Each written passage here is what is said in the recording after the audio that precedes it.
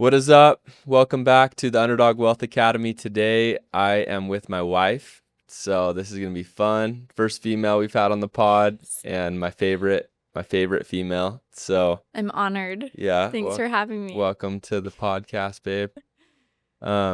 Yeah, this is gonna be fun. I've actually had some people ask me to do this. Really? Yeah, just because especially in the summer sales world, there's when people are married, it's important to have both sides. And so I'm excited to ask you questions today, just like your point of view on things and get into your story. I want the theme today to be kind of like big dreams require big sacrifices. And I feel like you've made so many sacrifices for our family. And so I want to ask you about those and talk about our kids and talk about your business. Josilyn runs an Instagram page called Motherhood Must Haves, and it's like an affiliate marketing page where they post about outfits and things around the house that would be helpful to go buy for women. It's also just an amazing community. You guys had an event last night, right? Yeah, we did. Maybe talk about how that was. Right now? You got home late and we were here the next morning, so we hadn't even talked about it. So I know. How was that? It was so successful. It was so much fun. I think Claire and I started this page with connection in mind, because connection is so important for moms or even just women in general, to have these moments to come together and just have fun, but also talk about things that we're going through, or how women are. Yeah. And so we did our first event in January, and it was amazing. And we're like, we've got to do this more. And honestly, events take so much work and prep and time to just get it all figured out. And so it took us a while to really decide, okay, we're going to do this again. And we finally did. And it was last night, and we had a great turnout, and we had dinner, drinks, dessert, and then everyone got to make a charm necklace or bracelet with Timothy & Co. We collabed with her, and cool. It was honestly so much fun. Yeah, that's so cool. many great people. Yeah, there. It feels like your page and just your community is becoming like a marketplace for other brands that serve moms to come plug in and share their brand or sell their product to moms. Mm-hmm. So there's this cool marketplace component to it, but it's also just a community. Moms need to get out, women need to get out and connect with other women, the same as men. Men need men, women need women. Totally. We get a lot from each other and give a lot to each other, but it's I don't know, sometimes you just need to be with the boys or be with the girls. Yeah. It's there's a different kind of energy that you get there. So. There is. And honestly, I was just honored at all of the things we were sent to give away. We had probably over $1,700 of giveaways, maybe even over $2,000. I haven't added it up for serious, but it was, we gave so many good things away. That's cool. And it was fun to just we gave away 15 bras. Cool. That's awesome. Just all these amazing things for these girls and these moms that just deserve this stuff. Yeah. And so it just felt really special to be the middle person between these deserving moms and these companies that are yeah, that's cool. Yeah, willing to give. That's cool. We'll come back to that at the end, because I want to talk more about just what it's taken to grow. You guys have, you're about 10,000 followers, and I think it's just cool. I think you guys are on your way to building something pretty awesome there. So we'll come back to that. But let's start from, I guess, introing my wife from Salt Lake. Went to Murray High School, Murray Spartans. We went to neighboring high schools, but we never knew each other in high school. No, but you knew people from Murray, and I knew a couple people from Cottonwood. But our paths just didn't cross. Yeah. Or maybe they did. Maybe. And we didn't know it. Yeah, I mean, I played basketball. We had games at Murray. I was on drill team. Yeah. I think there was probably a couple nights where I played, you danced. We'll review that footage in heaven. Yeah, we will. Yeah, we will. Crazy. So Joss grew up in Murray, two brothers. Maybe just talk about just a quick highlight reel on your childhood and pre us meeting, just, Okay. pre-college. Okay. I feel like I had the best childhood. I'm always telling Parker stories about my childhood, but I It was very just danced. like just lots of play, lots of being playful and Yeah, just just being a like kid. exploring Yeah. being a kid, totally. I danced all growing up. I also played piano, but then dance kind of ended up taking over. So I kind of did that more full time. And through high school, I was on the drill team. And I was born and raised in the same house, never moved. And my parents actually just moved a couple months ago, which is crazy, but only one street over. So still same neighborhood and ward and everything, but it feels weird to have them Yeah. in a different house. Yeah, you grew up in a family. It feels like very slow to like to embrace change. It was like very like keep Totally. everything the same, lots of Very traditions. Your family's predictable. very Yeah. tradition focused. Like we do the same thing every year. Yep. Bought your parents bought this house in like the late 80s, Yeah, it was before I was born. I think it was maybe like early 1990 90s for for 80 $80,000. grand, 80 G's. Just listed it for 750K. Yeah, Crazy. I know. Um, but yeah, amazing family, amazing parents, like really faithful, strong members of the church, just so kind and gracious and reliable. Very reliable. Yeah, super Yep. reliable people. Yep. So, Yeah, grateful for my family, for my brothers. I have two younger brothers. They're so wonderful. They're both bigger than me now, but yeah, yeah, I just love them both. So that's cool. great family. Love my Yeah. family. And drill team for you was like that probably was like a pretty I mean from what I know just like it was hard, early mornings, hard work. Would you Yeah. say that's where you kind of just like started to pick up confidence in yourself like Yes. I can do hard things. Yeah, this is like a little shout out to my drill coach, but I loved her and I still love her. She changed me. I learned so much from drill team, mostly about like reliability, punctuality, working hard, Hmm.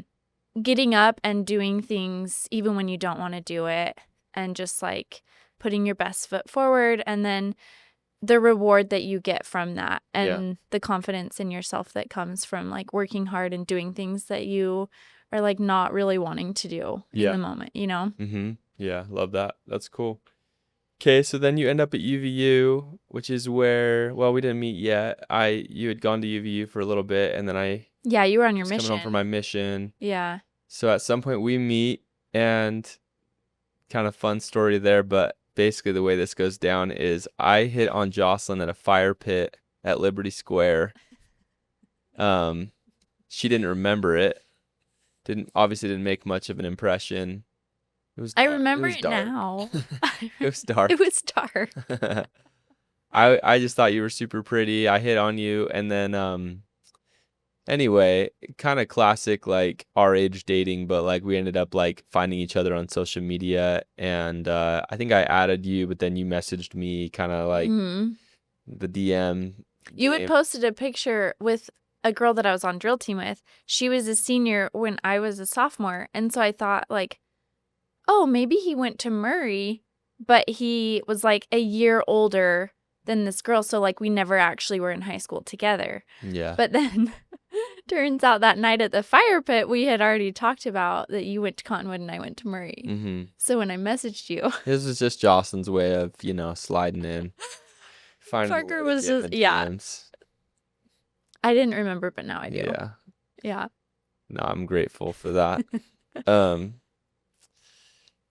Then we dated for like Dated for a long 2 time. years. Yeah, I mean, I think you spoke of your childhood. Mine was very much, my parents split when I was 3 years old.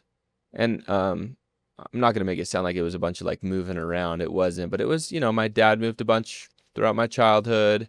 When you come from divorced parents, like there's just a little bit of I was just like nervous about getting married and committing. And it wasn't like it just took me time to like be at peace with that step in life. And so we dated. Well, and do you know what? I respected that too, because nobody wants to go through divorce. And Yeah. it's like, how do you really know? Yeah. And sometimes even dating for a long time doesn't, Yeah. Protect. prevent that from happening. But I respected that. And I do feel like there were outside sources that were like, why are you not getting married yet? Like, what are you doing? Why are you? And like, I feel like that did creep in a little bit in me. And like, but at the same time, if none of that would have been happening, I would have been just like, Yeah. I liked getting to know each other and taking that time. Yeah. We met July of 2014 and we were married May of 2016. So it's like 2 years. almost 2 years. Yeah.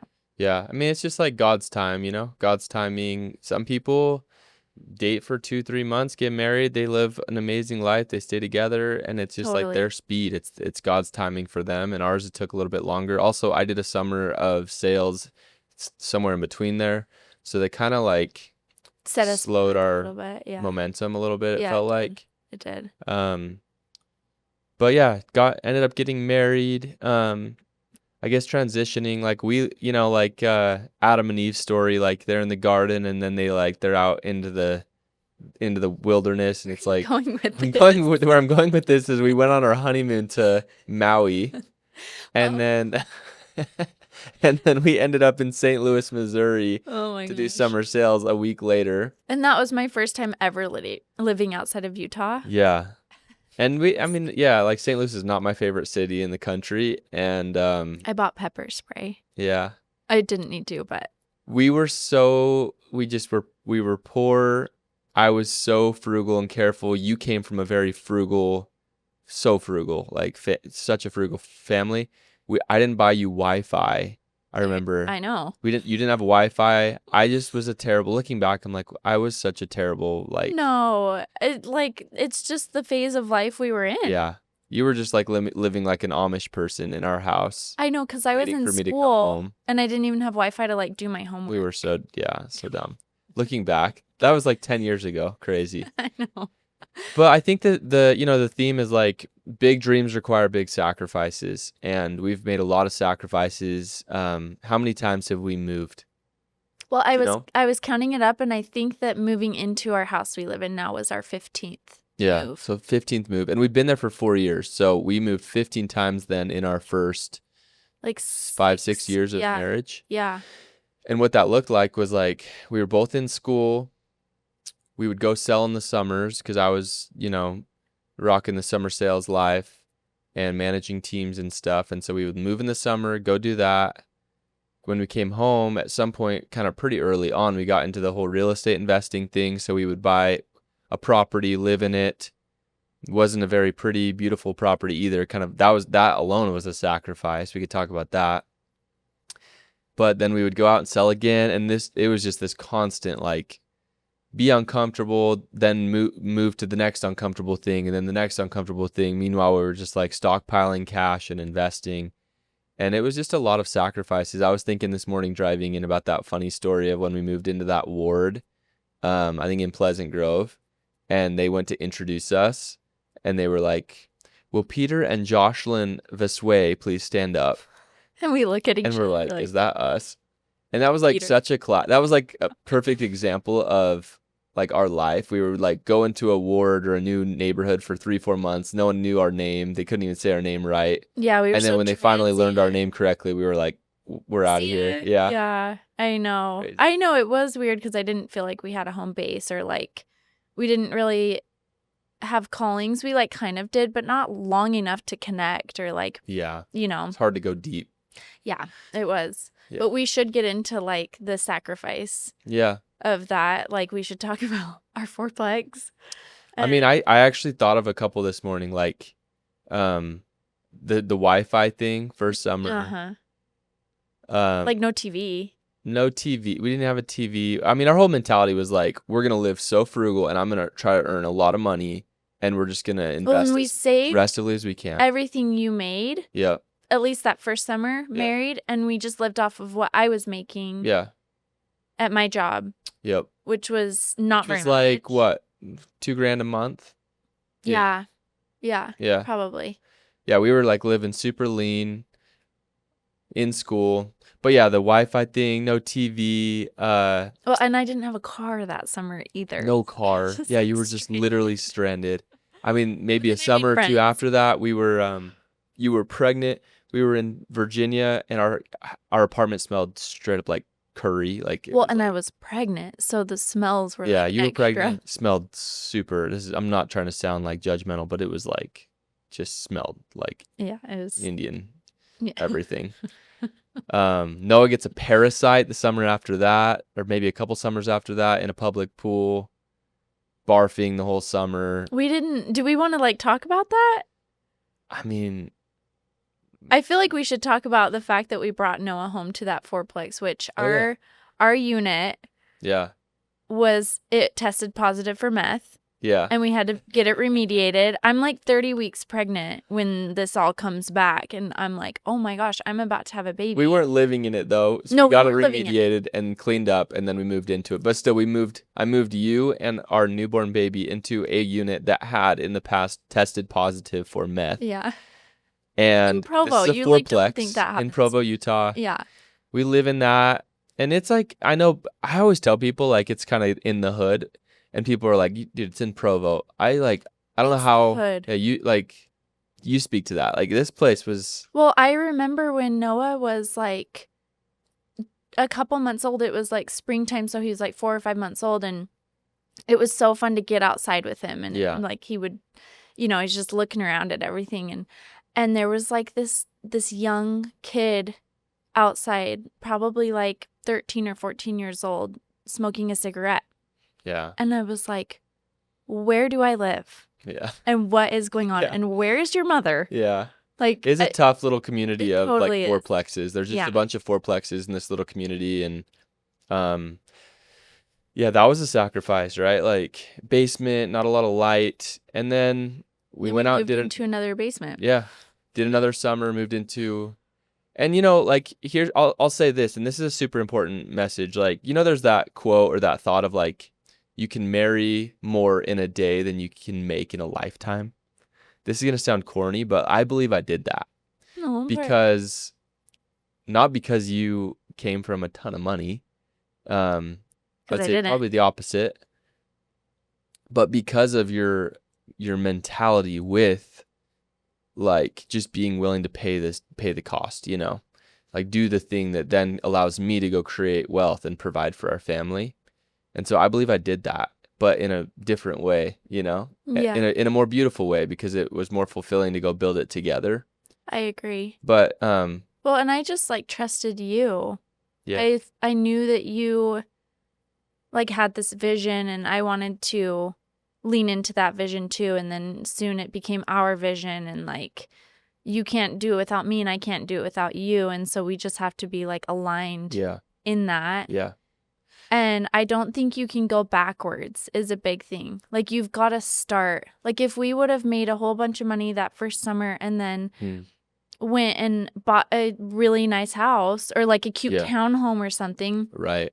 I would have never moved into a fourplex that had bullet holes in one of the doors. Ever.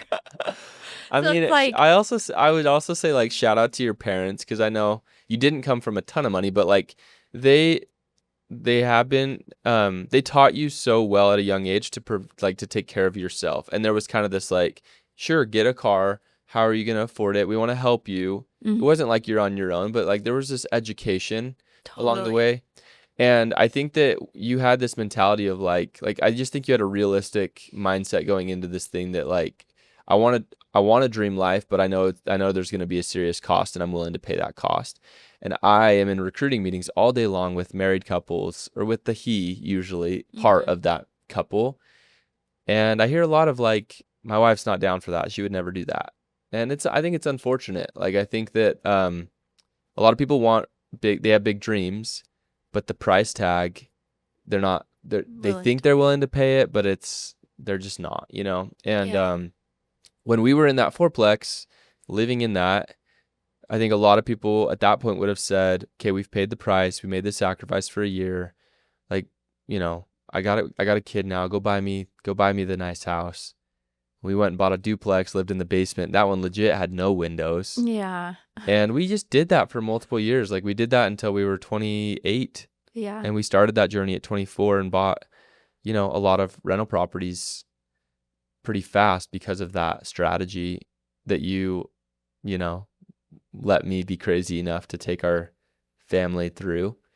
But It was fun though, it and was like super fun. memories. And I do remember a time in the Pleasant Grove basement where we were like getting ready to leave somewhere, and we're all like gathering our stuff, and we like open our door to go outside, and we're like, oh my gosh, it's pouring rain. Yeah. And we just had No no idea.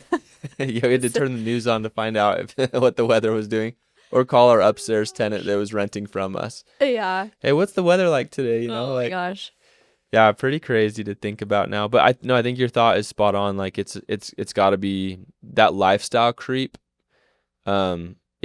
It can come. Like, I'm not, nowadays we spend a lot more money than we used to and stuff, but like you can't start in the nice house and then go do something like we did. And so if you're listening to this and you're wanting to take a similar strategy and delay gratification for 5-7 years, you're for your first 5 to 7 years, like you got to start.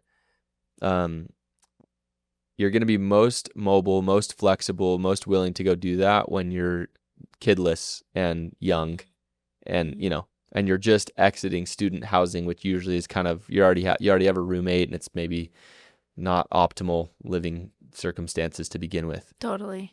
So so anyway, we did that for a bunch of years, and then Can we talk about the summer Noah got a parasite? yeah. That was our last summer, like Yeah. moving out for the summer. And we did half of the summer in Vancouver, Washington, and then the second half of the summer we did in Bend, Oregon. And so we were living in a extended stay hotel. What was that place called? Sleepy Inn or something like that? I don't know. I blocked that out of my memory. Yeah. But Noah was like just over a year and a half. And so tiny, so cute, so sweet. And like, how do you entertain a busy 1.5-year-old in like a little hotel room all day, every day? Yep. And there's not a ton to do in Bend for kids anyway. Yeah. But there was a pool at the hotel, so we would go swim at the pool sometimes. And this is like kind of after COVID, but it was still kind of peak. Like everything was shut down still. Mhm. It was like when the shortage of everything was happening, like shortage of chicken. Like, Yeah. but Weird. I just remember, yeah, so weird. And so this hotel had a shortage of workers, and like things were not as clean as they could have been. Yeah, I And remember that. but I was just desperate to like for activities to do. Anyway, this is like I think a couple of days after moving there, and Noah throws up in the night. And you were traveling because you were regional at that point. And so you were out of town. I remember. Another team. I was like on the East Coast or something. You were on the East Coast. I'm on the West Coast. And I mean, dude, I'll just stop you there. Talk about a sacrifice right there. I've moved you to Oregon, and I've now left you. It's like, it's one thing to leave your family and be on the road. It's another thing to move them to like stranded. be stranded and then say, I'm going on a work trip from there. Oh But my anyway, gosh. keep going. Well, I mean, I'll make this short, but he was throwing up almost every night, but it was only at night. And then he was like mostly fine in the day. I feel like he was a little more irritable and like maybe had kind of looser stool, but Mhm. it was like I couldn't figure it out. And we thought maybe it was a food allergy or like Yeah, I remember. and it was like 3 weeks of trying to figure this out. And the thing is, it wasn't every single night. So maybe he'd go like a night or two without throwing up. And so I'd think, okay, we're past this. It's fine. He's better. And then he would again the next night. And here is the worst part about it. We didn't have laundry. So I was going to the laundromat every morning and washing these sheets. And I was just like, when is this going to end? Anyway, we ended up like on a whim packing up early and moving home, Yep. taking him to his pediatrician. And turns out he had a parasite, and it was gnarly. Yeah. It was crazy. Yeah, I think we got through halfway through that summer, and at some point in your door-to-door experience, you hit this point where you're like, we have crossed the line on, like, the cost has now become too high, and I think at that time I had 4 teams throughout the country selling, and I was still selling, and was managing that team, and Yeah. I mean, it was like, I think we made $400,000 that year or something. Like it was an amazing opportunity, but I got to a place where I was like, this is stupid. Like that's where we came home, bought the house, like bought the nicer house. Like we hit a place. Kind of, but that wasn't even like the goal, or like we weren't really meaning to. It just like, I know, but it just felt like this natural, like it's time. It's time Because we were to, moving upstairs. yeah, We were like in the process of moving our stuff from the basement of Pleasant Grove to the upstairs of yeah, Pleasant Grove when we found out we got this house. yeah. My dad was literally at our house mounting the TV onto our wall, like Your poor drilling parents. holes in our All of wall. our parents. It was like, hey, we're buying another house. Who wants to help us? Does anyone want to help us move in? And then it's like in that case, it's like, we're going to move upstairs. We'd love for some help from moving us from the basement to the upstairs of this house. And then it's like, just kidding. Yeah. Thanks for moving us in. We bought another house. This was- Anyway, I'm like, it was getting to the point where I was like, people think we're absolutely insane, but I guess they'll call you crazy and, and then they'll call you smart in 10 years. I don't know. But I'm grateful for our journey, and now we're in a comfortable spot, and we have two kids. Life's so amazing. Our little boy just started kindergarten this year, which has been crazy. How are we old enough to have a kindergartner? That's what's weird to me. Tell me about being a mom, like just how awesome that's been. I don't know. I think all the time, like it's like that Brad Paisley song. Like I thought I loved you, and then like the mom thing came into the picture, and I legit tell people all the time, like there's not a better mom on the earth. Like Thank you. You're amazing. So tell me about, motherhood, not your business motherhood, but the real deal motherhood. Well, I'm like getting emotional. Thank you for that. That's really sweet. Being a mom changed me. Like it made me just more intentional with my time, and it's just my greatest calling. It gave me so much purpose in my life, and I love my kids. I love our kids. They're so perfect, and it comes with its challenges, but it just like you can't grow unless you're being stretched. And yeah, I just feel like motherhood is my greatest calling. Yeah. You've just owned it from day one, and that's what I love. Like you've owned it. There was never like, I don't know, like there was just, my goal all along was like, I want my wife to be able to just shift gears into motherhood. And like, I didn't know that I wanted this, but like now I can put words to it a little bit more, but I always wanted a woman that like was never apologetic about that shift. Yeah, and You know what I'm what's saying? interesting is like, I think I feel bad even like voicing this out loud, but a lot of people like say they lose themselves in motherhood, and like I just didn't ever have that. I feel like I found myself kind of in more of a way, like Yeah, I would agree with that. Like watching your growth, I feel like from an identity standpoint, it just solidified like who you are. And yeah, I feel that. It was, and it's funny because I was never like baby hungry. When we were first married, I was not like dying to have a baby. Yeah, I know you never even mentioned that. Yeah, it just like felt like the right time when we decided to start trying. And we didn't know what we were getting ourselves into. Nobody knows what it's like to be a parent until you're a parent. But once I had Noah, I was like, I want 100 of these. Yeah. Like, this is so amazing. Yeah. I just loved it. Yeah. I loved it, and I still love it. Yeah. And I still want 100 more. Me too. Me too. Yeah, we joke about that. Like it's given more purpose, and it is hard work. It's super hard work, and it's unsexy, and there's like really hard days with it, but like there's moments, and it's sometimes the moments in a day's time. You got 24 hours in a day, and it's like 10 minutes of the day or an hour of the day, like, but it's just like makes all the rest of the hours make sense. Oh yeah. And I love it too, and I'm grateful we're doing that together. It's so fun. Me too. It is. Part of our story and your story is you had 3 miscarriages in a row between Noah and our second baby, Ren. And so, which it feels like is like maybe not 3 in a row, but miscarriages it feels like they're happening a lot. But I would love for you to just like, share that story and what you've learned maybe one or two nuggets along the way, because I know there's a lot that you feel like you've learned, and it's been a really cool experience for you connecting with God and just kind of learning. So can Yeah. you speak to that? Okay. Yeah, it's almost hard to for me to voice what I've learned because I feel like it goes so deep, Yeah. you know. Yeah, it's hard But I'll hard start to with even put words to. yeah. Yeah. Spiritual things are that way sometimes. Yeah. I'll start with kind of the story though. We started trying for our second baby right after that summer when Noah had a parasite actually. And it took a long time for anything to even happen.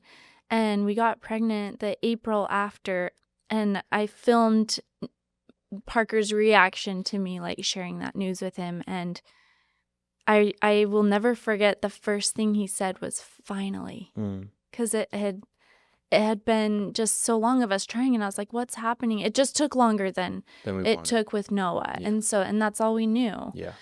So anyway, and then we ended up miscarrying, and that was brutal. Yeah. Because you just I don't know, you just don't think it'll happen to you ever. Yeah. You know, you I'm so sorry that happened to you, but that'll never happen to me. Or that's not Feels like a lot of trials are that way. Totally. It's like, oh man, that's a bummer that that's their thing. And then all of a sudden you wake up and it's your thing. You're like, what the?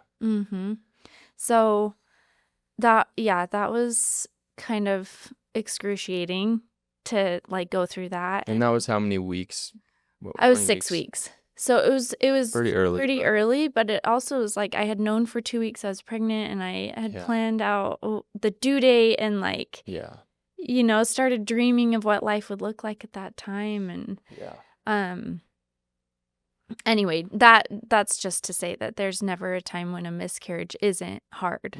It's hard at any point in pregnancy. Yeah. But then we were like, well, let's just keep trying. And so we got pregnant again a couple months later. And this time I was a little more cautious, and I think this is kind of a negative thing about me, but I become obsessive over things. And so I was taking pregnancy tests every single day to see if that line was getting darker. And it was, until it wasn't. And so it was I should have just stopped at some point, but at the same time, I don't know. Anyway, I almost knew it was coming. Yeah. I was dreading it. Yeah. Yeah, those were hard days. Totally. And it was super hard to watch my wife, when someone's in their head about something, and you're just you love them, and you're just and you know how it's men are logic, just be positive, it's okay, let's coach ourselves positively through this, and you're just feeling it biologically, I'm unwell, I can tell this is slipping again. Yeah. So happens the second I kept time. asking you for blessings and yeah. It was hard. Yeah. So at that point, I actually think it was right after the first miscarriage. I had called a fertility clinic. Mm-hmm. And they didn't, so this is in April, and they didn't have an opening till October. And I was like, okay, well, I guess I'll make the appointment and just see where things go from there. Hopefully I'm pregnant by then and I can just cancel the appointment. Yeah. Anyway, so we went a couple more months, and I just have to say it gets so old, negative test after negative test, and living your life in these cycles. Yeah, 2-week increments of okay, my period's starting. Okay, I'm ovulating. Okay, my period's starting again, and now I'm ovulating. It also turns something, I mean, yeah. Beautiful and sacred. It turns something beautiful and sacred into this freaking chore, which is weird. And as a young male, it was you'd never imagine sex feeling like a chore, but it's when it's just it's the 2-day window, get it up, let's do it. It's weird. It's a weird, it takes normal life. Let's just go let just go experience life, and it just almost like puts you in a box, and you feel like you're like a Yeah. yeah, So I feel for science anyone that experiment or is something. going through that. Yeah. Yeah, and you know, it probably, looking back, it did take a toll on our marriage, but like I'm grateful because I do feel like it brought us closer. Yeah. And I think it, goes one way or another when you're going through something like that. And so I'm really grateful. And I know that was hard for you because I was so up and down. I mean, a lot of it was hormones, Mhm. but a lot of it was just like, it's hard. It's really hard. Yeah. But anyway, we got pregnant a third time, and it was actually, I found out the day before my fertility appointment. And I was like, well, I'll just go in and like let her know, but maybe they can monitor this more closely and Mhm. yada yada. And what I hate about miscarriages is that it takes the joy out of a positive pregnancy test. Like, it really just brought more anxiety to see that. Yeah, because you're like, you never fully allow yourself to feel excited or celebrate because So you're like, I you're can't go waiting through for this the again. like gotcha. Mm-hmm. But wait, maybe there's Well, and then I was feeling embarrassed because just like telling our families, like, we're pregnant. I can't. And it's like, Yeah. now we're not. Yeah. We're pregnant. Now we're not. And it was just like, it just felt like embarrassing kind of, which is silly because it's not. But Yeah, it's not. this pregnancy, we're working with the fertility clinic. They got me in at 6 weeks. We heard the heartbeat. It's like still. Yeah, it's yeah. We heard the heartbeat 3 different times. And so I had just let go of all that fear, and I was like, this one's gonna work out. Yeah. And then it was Black Friday. That day will forever be tainted for me. This is what you get when you get a female Yeah. on your podcast. Not a I'm lot of so tears so sorry. far on here, but no. No, it's good. Oh my gosh. I love I'm it. just gonna be crying on No, the it's internet. raw. That's okay. It's good. Black Friday we went in, and it was just like another checkup, ultrasound, and we had brought Noah with us this time because we had finally told him again, and because I feel like for, how old was he, 3? It was like so confusing to be like, mommy's got a baby in her tummy, and now the baby's in heaven. And I was like hoping he would like forget that we told him. yeah, it type was like thing. so much ping-ponging for a little Yeah. kid's brain. Anyway, so we brought him with us to like, celebrate in that excitement, and there was no heartbeat. And Yeah, that was it was that was traumatic, dark. honestly. Yeah, that was a dark day. It was a super dark day. And Because it was number 3 in a row. yeah. We were all there together. Noah was there. We had heard the heartbeat, so we felt like we were like further down the field and out of the woods, if you will, And then it happened again, and yeah, I just like I wanted so bad to just like take that from you and just like. And you kind of did in a way, because like these nurses, they're so great, and like, Yeah, I mean, it's like they deal with this terrible all the hand to time. be dealt Oh, for sure. when you're the person that has to go deliver that. Yeah. But yeah, they walk in and basically say, They're like, do you want to take a pill or do you want to get surgery? And I'm like, yeah. what? I mean, I could tell. Yeah, I remember you looked at me like, dude, I don't just make. I this said, I decision." just want this baby. Like, Yeah. can you check again? Oh man. Like, And so Parker did. He took that from me and he said, don't worry about making this decision. Like, I'll make it for you.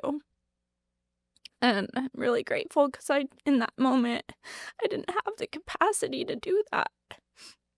Yeah. So anyway, that was really hard. I ended up getting a DNC surgery, and it went really smoothly, and it was honestly minimal downtime, and like it went really well. And then it was almost a year after that of even any positive pregnancy tests. Our doctors didn't tell us we needed to wait or anything. I know that like different doctors say different things, but I was like at this point where I'm like mourning this age gap, where I'm like, I pictured something totally different for our life. And so I was just like, let's just like do this. Like, let's figure this out. And so now I was like a patient at this fertility clinic. So we're going through all sorts of testing, and it's not fun being poked and prodded. And like, I felt like a science experiment, and all these really invasive tests that were super painful. And like, Yeah. I used to be so deathly terrified of needles and, getting my blood drawn. And now I'm like, whatever. Yeah. Like, what do you need to do to me? Yeah. So, but through all of that, we found no answers. Yeah. That was what was frustrating, is it was like, sorry, you're on the, 1 in 3 or whatever. Like, you've been on that 1 in 3 side of the miscarriage thing every time. But yeah, that third time was hard too, because like when your body goes through that, your body thinks it's having a baby because it was. Yeah. And then it takes time to like prep to be able to get pregnant again. So then there was this runway again. Oh yeah, I had to keep getting my blood drawn to see if my HCG levels had gone back to 0. Yeah. Yeah. And that took a couple months. Yeah. That was a hard stage of life, like super hard. And that same time, we had that project that I was, we bought a triplex in Ogden that got, they flagged by the city, slapped a thing on the door that basically said the foundation's messed up and you didn't know this when you bought it, but it is, sorry, and you need to go do X, Y. Like, I got basically on the city's radar and had to go work with the city of Ogden on a bunch of stuff, and we lost like a ton of money on a investment, and I was like up at night stressing about that, like and hundreds of thousands like of dollars. massive, like 6 figures lost on a deal. Yeah. And we own it, and hopefully long term that'll work out, but like it was the worst investment by far that we've made. And I was like, and honestly, I would have just loved to just like lose the money and like cut the losses, but it was like really complicated, and I had to like finish what I started with the city. So I was like dealing with a bunch of butt heads there, and then coming home, and like you were like, it was just like really difficult because you needed me and I was like suffering from this other thing. I needed you and you were suffering from your thing. So it was really tricky, and I'm really grateful that life has its seasons, and some of them are yucky and some of them are amazing, and just show up and understand that in the yucky ones, like there will be sunny days, like the sun will come up. Yeah, I do have to say, like, through all of that, like, that was a really, really hard time of life. Yeah. For sure. But there were so many people in our corner. Yeah. Cheering us on, bringing us food. Yeah. Like, it just... Yeah. So many people. And I felt the love, and I felt the prayers, and... Yeah, and I started therapy. Yeah, which that was really good for helpful. You. Yeah. Because, like, I think for, you can only take so much to your husband or to your wife, and then at some point it's like, you can't be my punching bag all the time of like, I'm having a hard day. Let me go, like, let it all out on Parker, who's already having a hard day too. So it was just, I think it was good for both of us, for me to have another person to go to and to talk to. And yeah, you had a good experience with that, and it was cool. Like, I remember you wrote her a letter after we got pregnant and had the baby. Yeah, and now I send her Christmas cards over here too. That's cool. I'm proud of you. Like, I just when you go through hard things like that, it puts you in a position to shine a really, really bright light, because you know what darkness feels like. And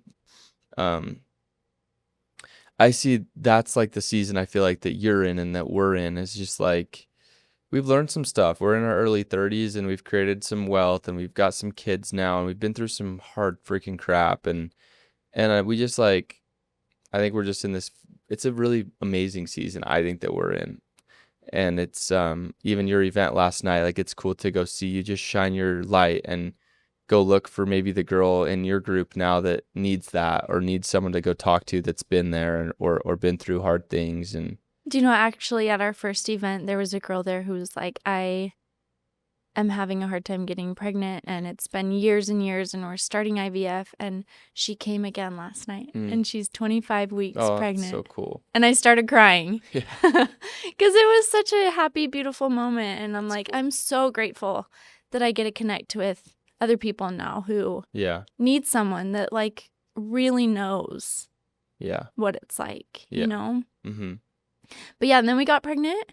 Yeah. And it was full of anxiety the whole entire pregnancy. But now our sweet little girl is almost a year and a half. Yeah. It's such a blessing. God hooked us up. She's like the cutest, smiliest baby ever. Just wakes up smiling, goes to bed smiling. Like, Yeah. she's an angel. Yeah. Yeah. We've always Just like, there's always tender mercies at the end of there are. hard things. There really are. And it's like if you can just push through those times. Yeah. Yeah, no doubt.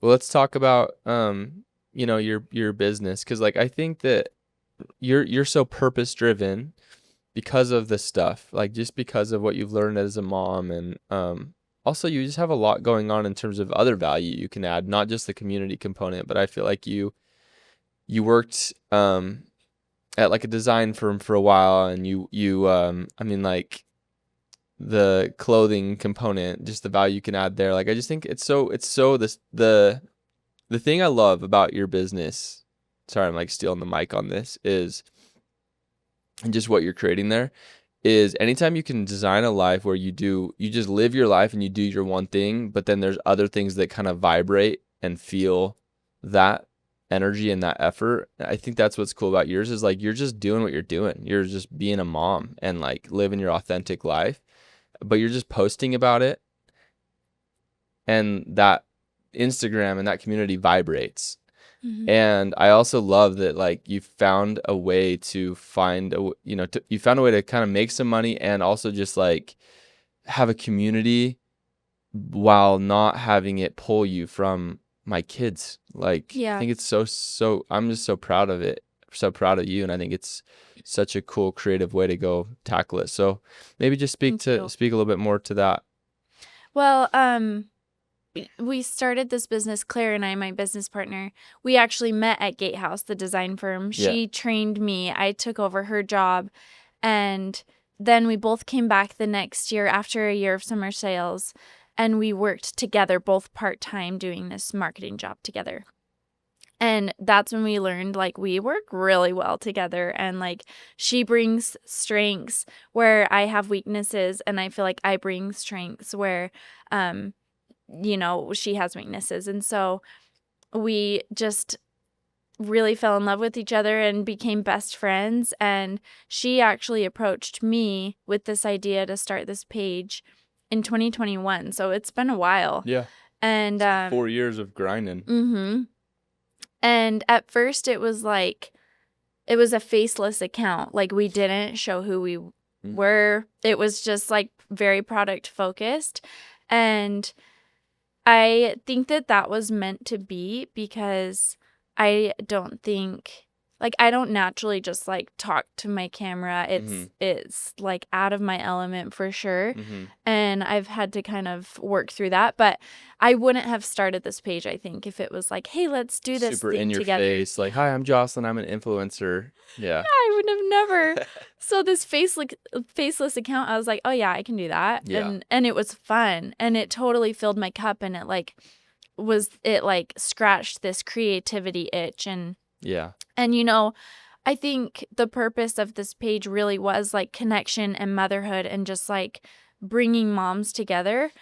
But we also wanted to make money, I think, really to just make it worth our time, the time and effort that we were putting into it. And so for several years, it was faceless, and we grew a couple thousand followers with it being faceless, which I'm really grateful for, because then at some point we were like, we need to show our faces. I think people want a personality behind a page. So we ended up showing our faces. Well, it adds the connection component. It does. Now, yeah, there was no fires you up, and it's exactly like a big part of it. Exactly. So So we did like this big launch of like, this is who we are. Yeah. And it was so much fun. And that's when I finally posted on my personal page about it, which a lot of my close friends already knew that I was doing that. But yeah, I was like, let's put this out there. And it was scary to do. It's scary to put yourself out there, and you feel like an imposter every single day. I still do. But it's like, you've just got to kind of push that out and just keep going with what you're doing. And anyway, we were growing, and it's hard to grow on social media these days. It really is. And there's a lot of people trying to do what you're trying to do. And Right. so it's like, it's hard not to get caught up in like the I'm not good enough. Like, why would someone follow me? Like, there's other people out there that know way more than I know. Yeah. But it's I don't know. You have to get past that, and I'm still getting past it. I'm not there, but Claire ended up having a connection and getting the new garments from Japan or wherever it was, and we decided to start posting more about our faith. And it's interesting because then we started growing at a rate we had never grown before. And it was scary because with growth comes hate and comes internet bullies. And that was new territory for me. And it was very uncomfortable and kind of all consuming, but at the same time, like, it didn't feel personal because these people were attacking our religion, and which is personal in a way, but they weren't attacking me as a human, and so it, like, I was okay, but it still was hard to hear. And like, yeah, there were nights where we had to kind of talk through it a little bit. Yeah, I was there's like, what am I doing? Yeah, there's a serious cost to putting yourself online, even though the attacks were mainly on, I mean, it's hard to not take it personal. Yeah, it was. But it's interesting that we started growing more then. And so I think that I've really embraced it being like, it's just about like my life and Claire's life. And a lot of our life aligns, mine and Claire's. And so it's like, we just talk about our children, and we talk about being moms, and we talk about being women, and we talk about our faith, and we talk about clothing, because when you're a mom, you want to look and feel beautiful, and but you also want to be comfortable and like, be able to chase your kids around. So it just kind of embodies this whole motherhood persona. Yeah, I think that I heard the other night in a video that people should pursue things that they're good at, that they're passionate about, and the third would be that, like, they should pursue things where they can make money.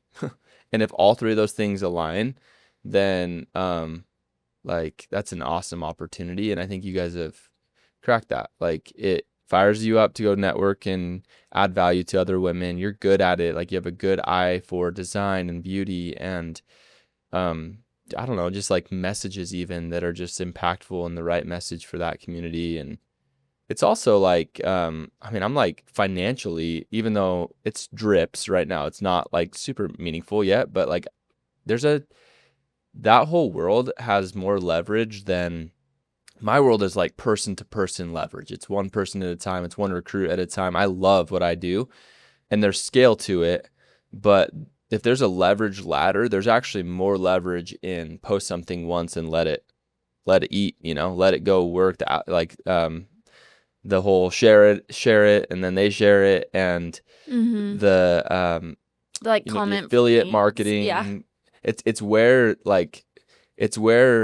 e-commerce, that's kind of how it's working nowadays, is through influencers. It's how people are shopping. And that's how companies are marketing. Yeah, they're spending marketing dollars on, the who, like, who is a person that we could go have post a reel that and could wear our stuff. And so I think it's cool from that component too. I think there's a lot of upside, and I'm really excited to just like watch you continue to dominate. And we hustled, and we still are hustling, but we like have reached out to tons of brands and companies, and like, just as of recent, like, people are reaching out to us, and I'm like, whoa, like, this is so crazy, like, little old me.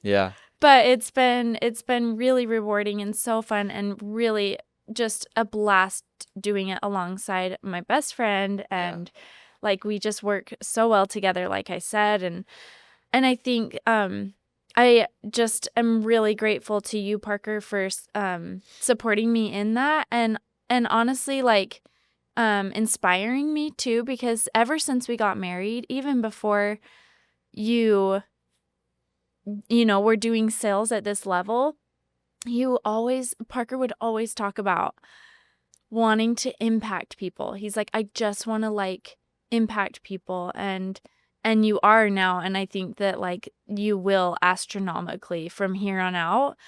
But that has like got me in my head, like, I want to impact people, like I want to do that. And so, and before I was a mom, I was like, well, I don't know how I'm going to do that. But like as a mom, like I said, it gave me so much purpose, but it has given me that too, where I'm like, I want to impact other moms. Yeah, you found a vehicle to do that outside of just because the mom thing is beautiful, but it's also, there's room for a creative outlet and having an arena you can go play in, and there's like some kind of fun dopamine networking, get outside of the house, wiping, cleaning butts type component to that I think has been beautiful for you. And I think a lot of women would be served. Like, I think it'd be good for them to go pursue something, like just go pursue something while being a mom. I think the word and, not or, is really powerful. Yes. And I think that's what you've chosen to do, is I'm going to be a mom